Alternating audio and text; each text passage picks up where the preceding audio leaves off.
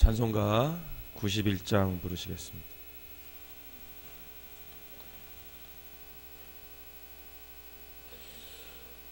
찬송가 91장입니다.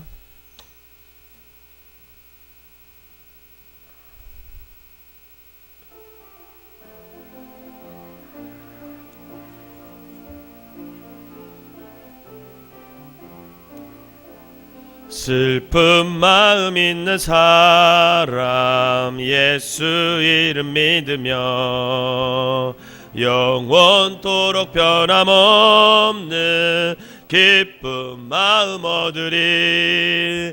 예수의 이름은 세상의 소망이요 예수의 이름은 전국의 기쁨일세.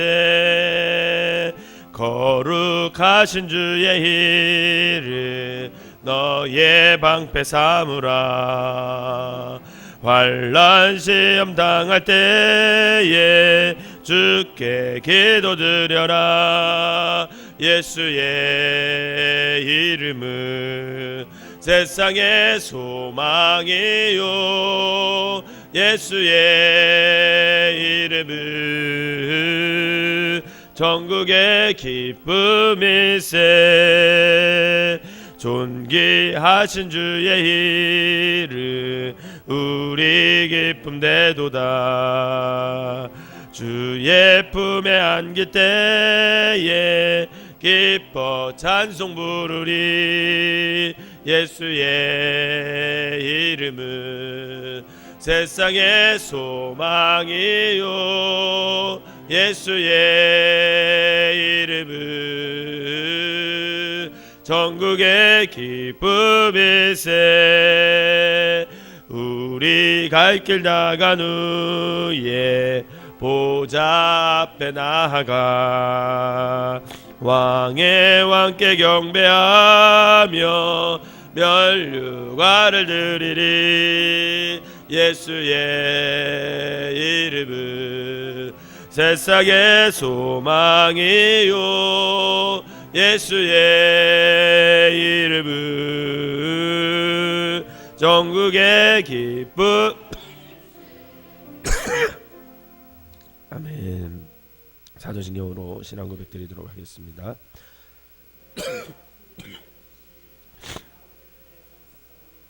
그 외아들 우리 주 예수 그리스도를 믿사오니 이는 성령으로 잉태하사 동정녀 마리아에게 나시고 본디오 빌라도에게 고난을 받으사 십자가에 못 박혀 죽으시고 장사한 지 사흘 만에 죽은 자 가운데서 다시 살아나시며 하늘에 오르사 전능하신 하나님 우편에 앉아 계시다가 저리로서 산 자와 죽은 자를 심판하러 오시리라. 성령을 믿사오며 거룩한 공예와 성도가 서로 교통하는 것과 죄를 사하여 주시는 것과 몸이 다시 사는 것과 영원히 사는 것을 믿사옵나이다. 아멘. 오늘 함께 읽을 말씀은 고린도 후서 1장 5절에서 11절까지입니다. 고린도 후서 1장 5절에서 11절까지 제가 한 절 읽고 여러분들이 한 절 읽으면서 교독하도록 하겠습니다. 그리스도의 고난이 우리에게 넘친 것 같이 우리가 받는 위로도 그리스도로 말미암아 넘치는도다.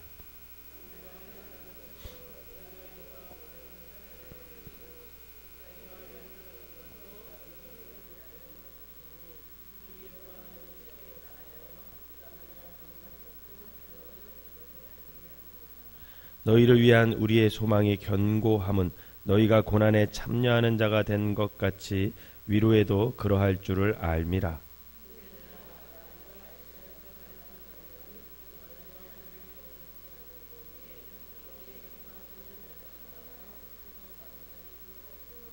우리는 우리 자신이 사형 선고를 받은 줄을 알았으니 이는 우리로 자기를 의지하지 말고 오직 죽은 자를 다시 살리시는 하나님만 의지하게 하심이라.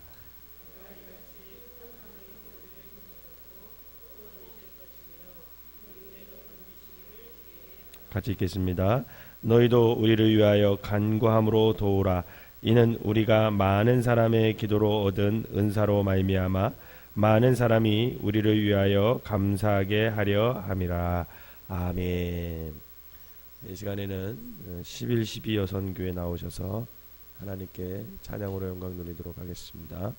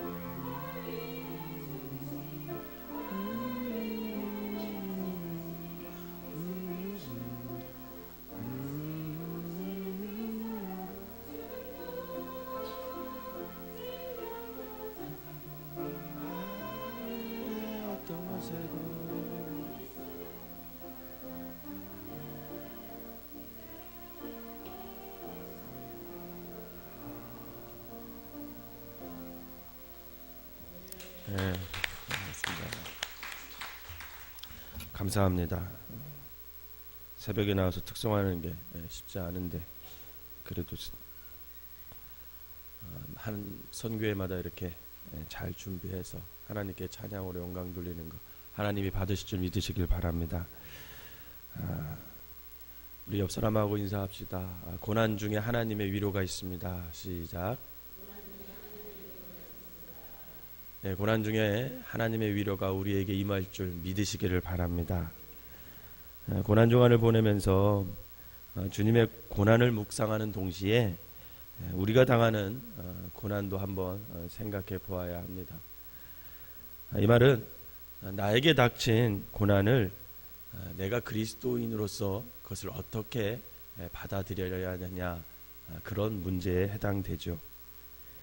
사실 주님의 고난에 비하면 우리의 고난은 아무것도 아닐 것입니다. 그러나 그 고난을 당하는 당사자에게는 참으로 가장 자기에게 닥친 굉장히 아픈 현실이고 또 자기가 헤어나올 수 없는 절망일 수가 있습니다. 그러나 다른 한쪽으로 생각해 보면 우리의 고난이 또 복음을 전하는 도구가 될 수 있음을 여러분 믿으시기를 바랍니다. 사실 우리가 예수님을 잘 믿었는데 고난을 경험할 때가 있습니다. 예수 그리스도를 믿는다고 해서 우리의 삶이 만사 형통한 것은 아닙니다. 때로는 뜻모를 고난 속에서 또 도저히 이해가 되지 않은 상황 속에서 왜 내게 이런 일이 일어나지? 라는 질문을 할 수밖에 없는 그런 때가 있다라는 거죠. 그럴 때 목회자인 저도 어떤 답을 줘야 할지 잘 모를 때가 있습니다. 신앙생활을 저렇게 잘 했는데 왜 고난을 경험할까? 그 질문 앞에서 서로 사실 어떻게 답변을 해야 될지 모를 때가 너무나 많이 있습니다. 신앙생활 잘하는데 원치 않는 큰 병에 걸리는 상황에서 과연 무슨 말로 위로를 해야 할까? 복음을 전하면서 살아가는데 그 가정에 큰 환난을 경험하는 것을 보면서 어떤 말로 무슨 말로 하나님의 뜻을 전할 수 있을까? 굉장히 어려운 문제죠. 어제도 참 일어나지 말아야 할 일이 일어났습니다. 세월호라는 큰 배가 진도 앞바다에서 침몰돼서 아직도 수많은 200명이 넘는 270명 정도가 넘는 아이들과 또 사람들이 구조를 못 받고 있는 상황 속에 있는데, 그런 상황 속에서 과연 그 부모들에게 어떻게 위로를 해야 그 마음이 위로가 될까? 어저께 그 기사를 뉴스를 통해서 계속 보면서 마음이 참 참담하고 슬픔에 젖을 수밖에 없었습니다. 내가 저들의 교회에 다니는 목사라면 어떤 말로 저들을 위로해야 할까? 그런 마음이 들면서 마음이 너무 무겁고 아팠습니다. 그러면 우리에게 닥치는 이런 슬픈 고난 가운데 가장 필요한 것이 뭘까? 여러분, 그것이 위로라는 거예요. 제가 목회를 하면서 고난 가운데 있는 사람들에게 가장 필요한 것은 하나님의 위로입니다. 그래서 우리 예수님께서도 애통하는 자는 복이 있나니 저희가 위로를 받을 것이다, 이렇게 말하고 있어요. 이처럼 위로란 슬피 울며 고난 가운데 있는 자들에게 내려주시는 하나님의 가장 큰 선물이라고 할 수 있습니다. 여러분, 만약 여러분들이 고난을 당하는데 그 고난 중에 위로가 없다고 생각해 보세요. 그러면 그 고난을 이겨나가는 것이 굉장히 힘들 것입니다. 사도 바울이 죽음과 같은 고난 가운데서도 담대히 복음을 전하면서 승리할 수 있었던 것은 그 고난의 깊이만큼 하나님의 큰 위로가 날마다 그에게 임했기 때문에 그렇습니다. 사랑이 깊으면 고통도 깊고 크듯 고통이 클 때 그만큼 하나님의 위로도 크게 다가옴을 여러분 믿으시기를 바랍니다.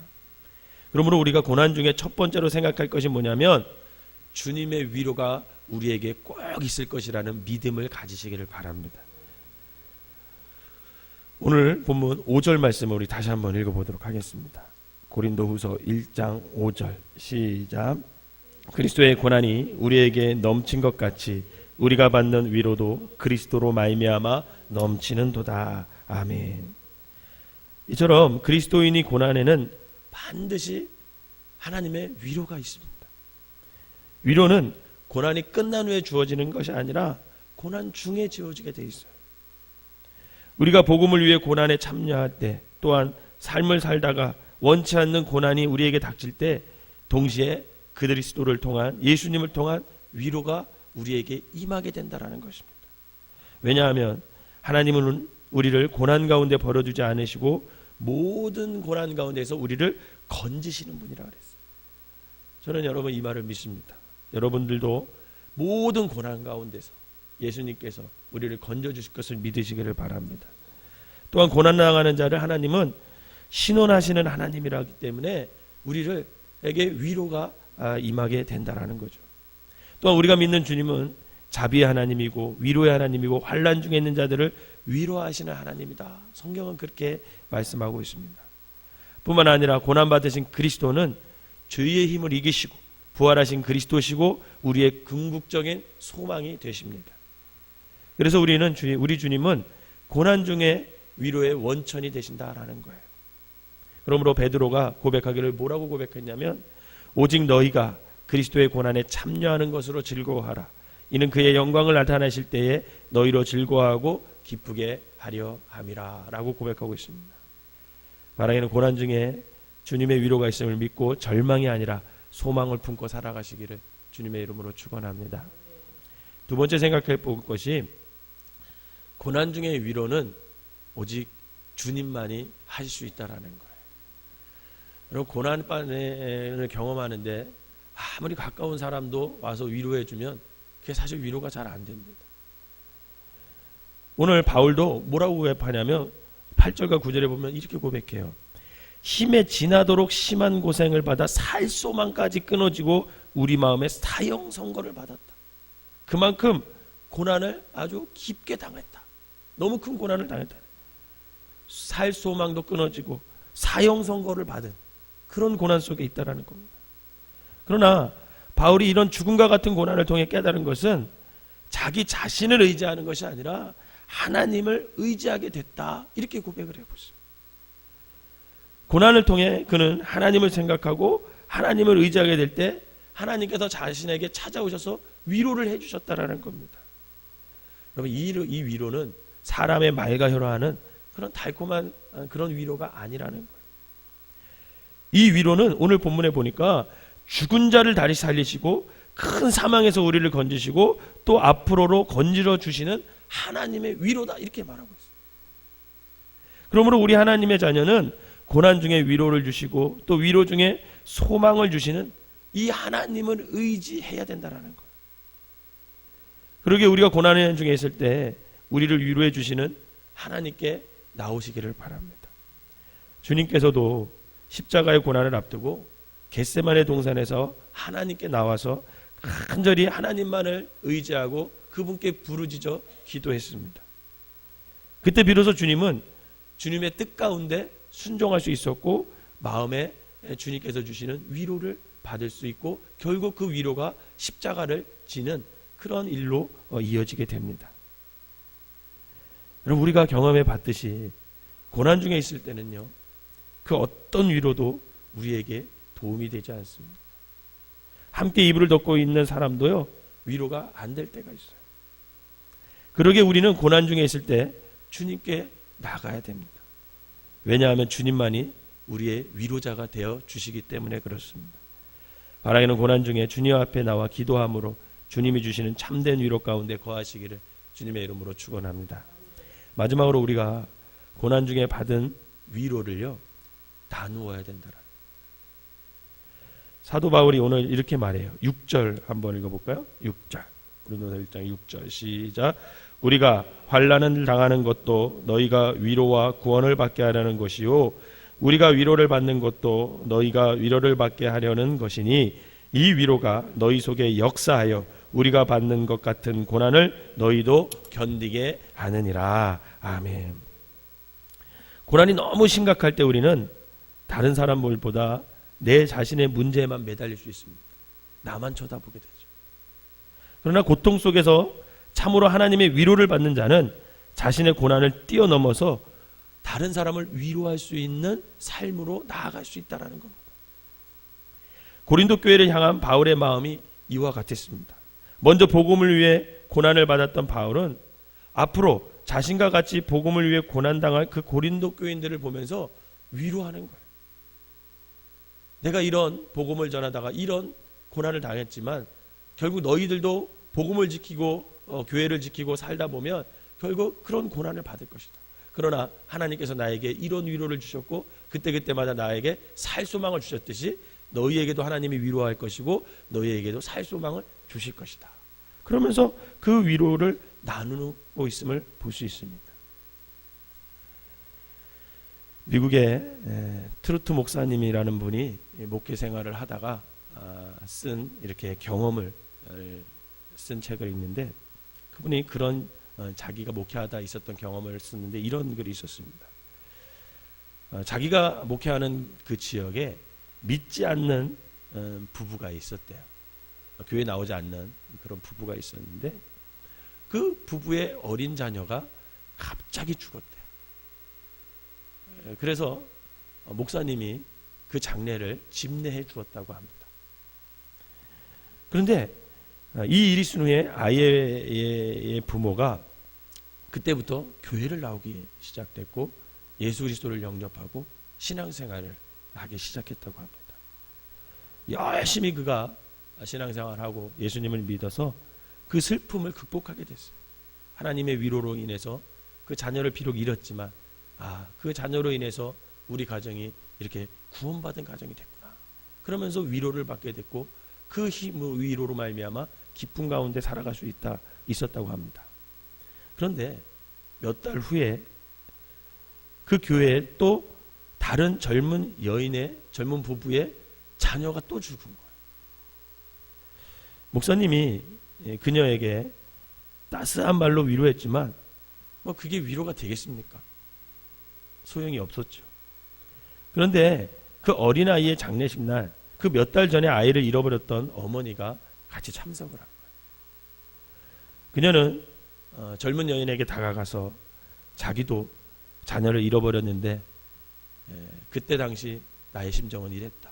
그러니까 당신의 심정을 내가 잘 알고 있다. 그런데 나는 그때 당시에 예수님을 안 믿었는데 내가 그 사건을 통해서 교회를 나오게 됐고 예수를 영접하게 됐고 그랬을 때 주님께서 나에게 큰 위로를 주셨고 나의 아픈 마음을 치료해 주셨다. 그러니까 당신도 하나님께서 분명히 위로가 있을 것이고 이번 기회를 통해서 당신이 하나님과 더욱더 가까워지길 바란다. 그렇게 위로를 해 주었다고 합니다. 여러분, 목사님의 어떤 말에도 위로를 받지 못했던 그 젊은 여인은 그 같은 경험을 했던 여인의 말에 위로를 받고 조금씩 신앙을 회복해 가더랍니다. 사랑하는 성도 여러분, 유대경언에 이런 말이 있습니다. 한 개의 촛불로 다른 많은 양초에 불을 붙여준다 해도 그 촛불의 빛은 흐려지지 않는다. 이런 말이 있어요. 이처럼 먼저 경험한 고난과 위로는 나눌수록 하나님의 은혜가 풍성해짐을 여러분 믿으시길 바랍니다.